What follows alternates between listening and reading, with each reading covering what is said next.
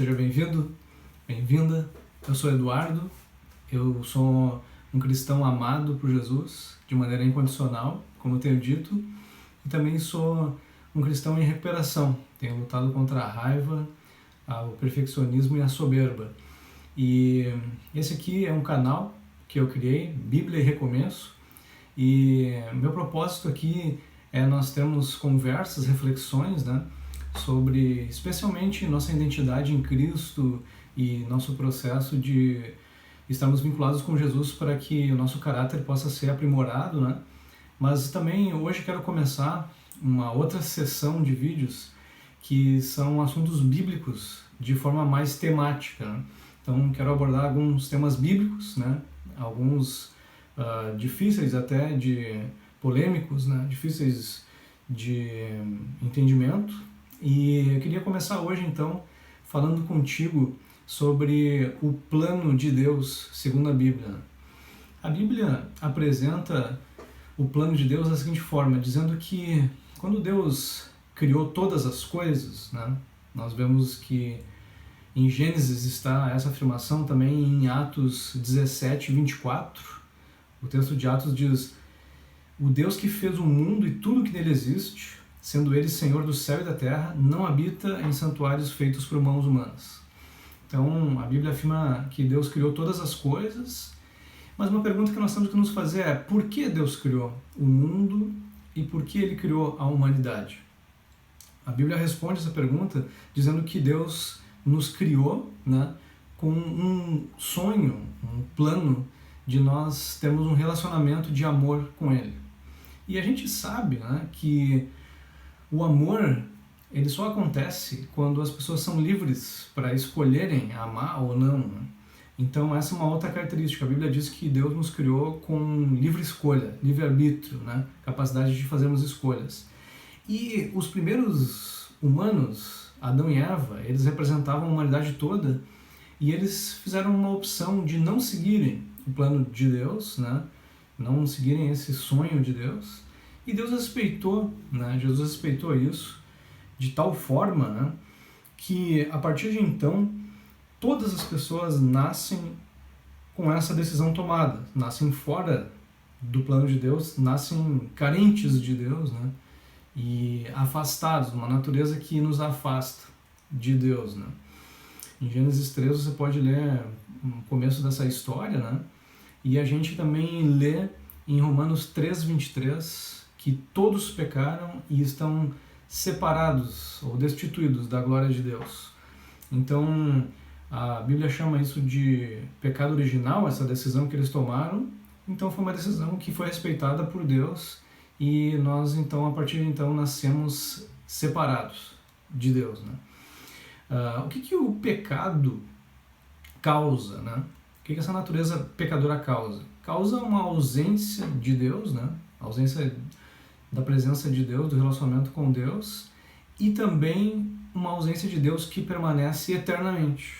Depois da nossa morte, permanece uma vida separada, afastada de Deus. Agora, Deus, a Bíblia diz, tomou uma iniciativa de dar-nos uma nova chance, uma reconciliação. Ele quis uma reconciliação conosco e ele então promoveu uma vinda, ele veio à Terra e providenciou, então, com essa vinda na Terra, Jesus, um caminho de volta para aquele plano original de Deus. O texto de Romanos 5,8 diz: Deus prova o seu próprio amor para conosco pelo fato de ter Cristo morrido por nós, sendo nós ainda pecadores. A Bíblia diz que nós estávamos em dívida com Deus. Os pecados, que são as atitudes que estão fora do plano de Deus, fora do propósito de Deus, acabaram então gerando uma barreira. E essa barreira era como se fosse uma dívida. E de fato a Bíblia afirma que é uma dívida e que nós não poderíamos pagar. Então Jesus, que é perfeito, veio à Terra, Deus veio à Terra para morrer então como um pagamento por essa nossa dívida. Então, com essa oportunidade que a gente recebeu de retorno para o plano de Deus, é como se a morte, então, do próprio Deus, de Jesus, tivesse criado uma ponte para que nós pudéssemos, então, voltar até Deus, né? Agora, é uma opção, essa ponte é uma opção para quem quiser poder se reconciliar e voltar ao plano original de Deus, né? Então a responsabilidade de cada pessoa é usar essa ponte, né? Usar essa ponte para voltar àquele plano inicial. A Bíblia diz em João 1,12: contudo, aos que o receberam, falando sobre Jesus, aos que creram em seu nome, deu-lhes o direito de se tornarem filhos de Deus. Então a Bíblia está dizendo agora em João 1,12 que nós não nascemos como filhos de Deus, mas nós temos uma opção de nos tornarmos filhos de Deus. E a gente então pode, através do crer, a Bíblia usa a palavra crer em Jesus, podemos então nos tornarmos filhos de Deus, por opção. E Jesus então, ele veio trazer esse salvamento, né? A Bíblia chama de salvação, o que ele veio fazer, para que a gente então possa finalmente ser liberto de uma vida na terra separada de Deus e de uma vida eterna também separada de Deus, né? Então aquele que crê em Jesus é salvo, segundo a Bíblia. Mas o que é crer? É só acreditar que ele existe? Não. O crer que a Bíblia diz é confiar. É você ter um relacionamento com Jesus de amor e de confiança. Uma decisão por seguir a direção dele, os passos dele, que são as atitudes de um filho, né, que ama o pai, né? Então ama e quer ouvir os seus conselhos, quer seguir os seus princípios, né? A Bíblia diz que quem toma essa decisão recebe de forma gratuita a condição de filho de Deus, né? Então essa condição é gratuita, requer uma decisão, mas a Bíblia também diz que isso precisa ser confessado com a boca. A Bíblia diz lá em Romanos 10:9: se com a tua boca confessares Jesus como Senhor e em teu coração creres que Deus o ressuscitou dentre os mortos, serás salvo. Então a gente precisa crer no coração, segundo esse texto, e confessar com a nossa boca que somos então seguidores de Cristo, que Ele é nosso Senhor, ou seja, aquele que nós queremos seguir, obedecer, né? E então nós receberemos a salvação, que nada mais é do que nós não sermos mais escravos de uma vida separada de Jesus, né? A Bíblia diz que é uma vida sem sentido, né? Uma vida de escravidão. E, por consequência, viveremos após a nossa morte uma eternidade com Jesus, né?